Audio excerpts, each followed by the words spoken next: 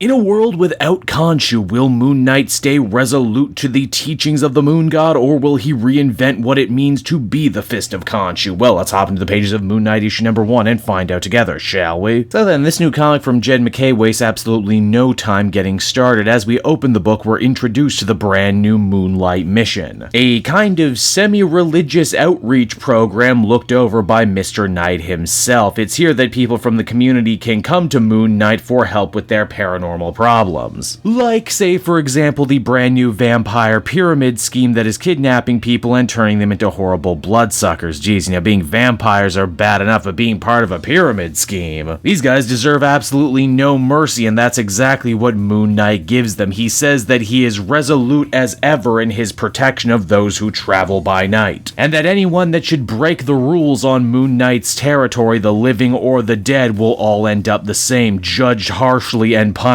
Now granted, kicking ass and taking names isn't the only thing Mr. Knight is doing these days. He's also back in therapy, and not just the regular old therapists who try and kill him, or the ones who turn out to be related to brutal dictators. No, this new lady has actually been given to him by the Avengers. You'll remember that Khonshu, the one responsible for giving Marc Spector his amazing powers, had tried to take over the world during a Jason-era Avengers story. Khonshu was defeated and imprisoned by the Aesir gods. This means Moon Knight now is officially the highest ranking member within the Cult of the Moon, and he's decided to make some changes. Opening the mission to help the community was just step one, and in fact his organization is growing quickly. Reese, one of the vampires that he saved from the pyramid scheme, has actually decided to join up with him as his brand new secretary. Why, it's not just paranormal threats that Moon Knight is battling either. A nice old lady says that she's heard some horrible sounds and scurrying within her building at night, and it's revealed that those noises belong to none other than Vermin, forgotten Spider-Man foe. Vermin was bad enough when there was just one of them, but now Vermin has found a way to clone himself, which, Moon Knight is not unsympathetic about. He knows a thing or two about fearing being alone and always being trapped in a head with a bunch of different voices, but still, he ends up taking the boots to Vermin. Knight's new psychiatrist says if he thinks there's anything ironic or even hypocritical about being a Jewish man who is also the high priest of a moon cult, Knight says that he's always been something of a hypocrite, so why should he change anything now? After all, it was Spector's father who was the rabbi. He was the war criminal who's died actually multiple times up until this point and is beginning to wonder if there's any way to actually kill him and keep him dead. Now, not everyone in Moon Knight's community actually needs his help, like the brand new pharmacist, Dr. Badir. This guy manages to beat up D-list loser villain 8-Ball when he was trying to steal some OxyContin. 8-Ball's actually terrified that Moon Knight might cut his face off because, well, he did that one time. It also seems that Badir knows way more about Moon Knight and Khonshu than any regular person should, and that is because, well, he too is actually a member of the Moon Cult. In fact, he claims to be from a head office, more or less, and that it's his job to give Marc Spector and all of his different split personalities the mother of all peer evaluations. Now, unlike other shrinks that Moon Knight has had in the past, this new doctor is actually an expert in superhuman psychology, and her findings after only a short time of working with Moon Knight are actually a little interesting. She calls to mind a famous story about an English poet who claimed to have dreamed an angel, and how it was able to take him from simpleton monk to one of the greatest hymn singers of all time. She believes something similar has happened to Moon Knight. His mind, fractured though it may have been, has been touched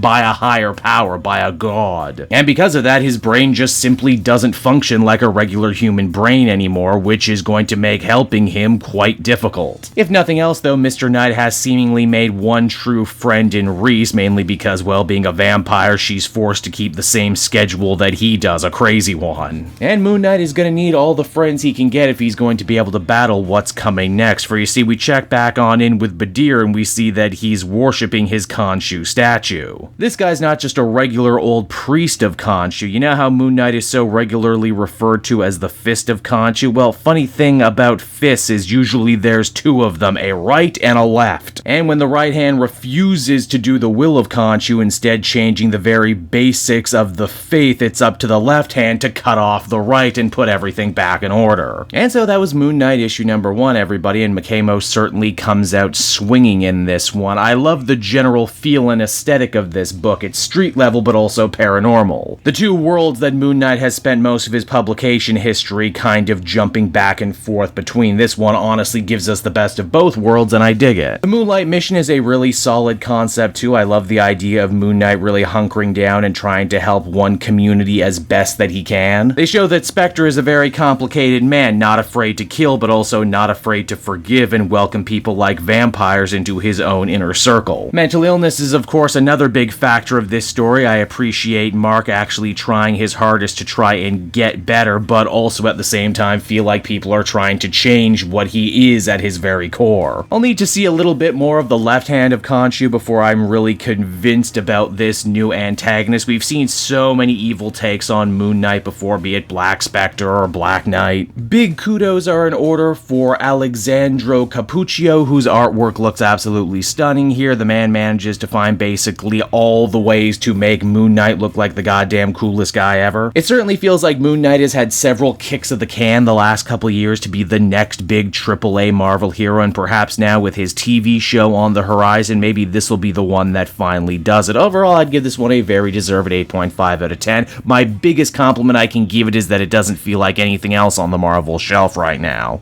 Hey there everyone, Cape Joel again, and I want to thank you so much for watching to the end of the video. As always, if you liked what you see, be sure to like, subscribe, comment. It really helps drive engagement and helps me out too. Also, if you are a patron, which you can become for as little as $1 a month, you will get exclusive content that no one else can ever see, and you'll get to see the Comic Multiverse podcast before anyone else too. You can check out all this and more down in the description. And until next time everyone, this has been Cape Joel, and I'll see you all next time. Cheers.